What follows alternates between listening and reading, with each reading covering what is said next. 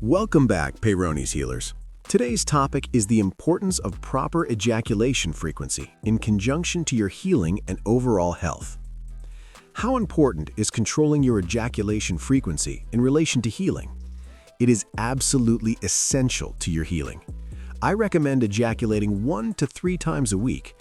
Really, one time every 2 to 3 days is probably the best way to go. At the end of the video, I include Dr. Lynn's ejaculation frequency recommendations by age. I recommend posting on your calendar every time you ejaculate so you could accurately keep track of ejaculation frequency. Why is ejaculation frequency so important? All the answers in this video and my channel are common sense and very logical when you begin to grasp the concept of how your sex organs relate to and are part of your entire body. I am not a doctor of any type. This is not medical advice. Consult your licensed physician for medical advice. I am Robert, and I have healed my Peyronies condition after studying the late Dr. Lynn's website, actionlove.com. Think of when sex or masturbation felt the best. It was when your penis was at full strength, because not only was the pressure in your penis at its highest, but also because you had plenty of semen in your tank for elasticity of the tissue responsible for erections. When were you the horniest? Was it after masturbating 3 times in 3 hours, or abstaining from ejaculating for 3 days and then being with a woman you're attracted to? I guarantee your erection was much stronger, bigger, and powerful when you abstained for 3 days and were with a woman. It is only possible to think you were hornier after the 3rd time masturbating if you had inflammation hormones released around your prostate, which can stimulate a prostaglandin E2 aroused erection. I will not get too deep into scientific explanations right now. As you follow my channel and Dr. Lynn's theories and read his website, things will come together piece by piece. Following a correct ejaculation frequency will not only increase the strength of your erections, it will grow your penis from the strong nocturnal erections, increase sperm production and count, increase testosterone levels in your body, increase overall health, increase energy levels, well-being, and maybe most important, healing. Over-ejaculating will decrease your erection size, erection strength, sperm count, testosterone levels, nighttime erection strength, energy levels, strength in muscles, flexibility, well-being, and healing. Over-ejaculating will increase inflammatory hormone production throughout the entire body and sex organs. You should, however, ejaculate at least 1 time a week to remove pelvic congestion and avoid getting prostate stones. Monks who abstain from ejaculating for months and years are subject to prostate stones. When the inflammatory hormone E2 is high and the relaxation hormone E1 and E3 are low, the penis will easily develop fibrosis, especially when the tissues in the penis are treated rough during masturbating or sex. An easy way to get Peyronies, or fibrosis over the entire penis, is to force a semi-erect penis to have intercourse with a tight hole, especially a dry vagina or anus, or masturbating with a half-erect penis, or an already inflamed penis. Over-ejaculating leads to weak erections. Forcing a semi-erect penis to perform can stretch and bend the tissue of the penis, causing damage. Squeezing an exhausted penis real tight to ejaculate when it isn't fully erect is almost a guaranteed way to damage the tissue and get fibrosis over the entire penis. The best way to retain semen without getting a temper from the increased energy and testosterone levels is to exercise each day, or even more than once a day if you feel it is necessary. Jogging and light weightlifting is always the best way. If you feel your testosterone level is too high and you're edgy, do some push-ups until you're tired to burn some testosterone off. This always worked for me. Internet pornography is a massive problem in the world right now and is most responsible for sexual exhaustion and over-ejaculating.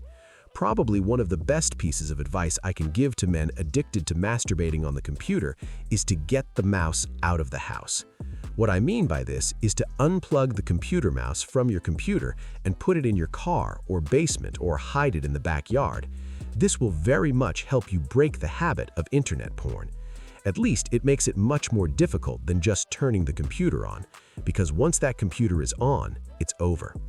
It may be a good idea even to bring the computer mouse to work in the beginning of getting a grasp of the pornography addiction. Bring it to work and only bring it home once or twice a week to do your chores on the computer.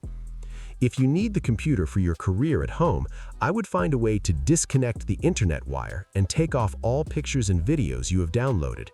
Do the same with the internet wire as I have said to do with the mouse. Get it out of there. Pornography is an evil that will only hamper your healing journey. Of course, getting rid of your pornographic movies and magazines is a good idea too. Over-masturbating due to internet porn addiction, I believe, is probably the leading cause of the increased cases of Peyronies. Why do I say this? Very simple answer. Besides a few causes, such as surgery and injections, most Peyronies are caused by bending and stretching a weak penis. Weak penises can easily be stretched and bent. Strong erections are very difficult to stretch and bend. Point being, when you over-masturbate and over-ejaculate, chances are when it's time for sex, you will have a weaker erection, increasing your odds greatly for injury and damage. Also, it is very damaging when you masturbate when you really don't have a full erection. This occurs when the man has inflammatory hormones running throughout his system, affecting his brain and nervous system and stimulating his prostate and sex organs to feel the urge to masturbate again. Even if there is barely any semen left to ejaculate, he cannot stop, and usually ejaculates a few tiny watery drops of semen, if any semen at all, that usually doesn't even contain sperm. It is at this stage when the man is ejaculating watery semen. The man's body is redlining. The body needs rest and recuperation, and the inflammatory hormone E2 has overridden the brain and body, rewired his brain, promoting the man to keep masturbating, even though it is actually very harmful and damaging to the body. How is it damaging to the body? Simple. The inflammatory hormone E2, when produced in excess, goes everywhere in the body. Just like all hormones, it goes everywhere, including all vessels, bones, organs, brain, ligaments, joints, tissue, capillaries, eyes, ears, prostate, testicles, everywhere. And it only does bad things to everything it touches. So, the bottom line is to get control of your masturbating problem if you really want to heal. Gain control of your sex life and limit the number of times you have sex with your partner. Actually, you need to control ejaculation frequency, not sex or erection frequency. If you master the art of ejaculation control during sex or ballooning, then you will be fine as long as you do not over-ejaculate. Dr. Lin shows you all the tricks to controlling ejaculation, but it takes a lot of study and trial and error to master. You should definitely study the links labeled over-masturbation and excessive sex on Dr. Lin's site. I will include in the description. You will discover how damaging over-ejaculating is to your entire body. You will be amazed at how many well-known problems can be caused by over-ejaculating.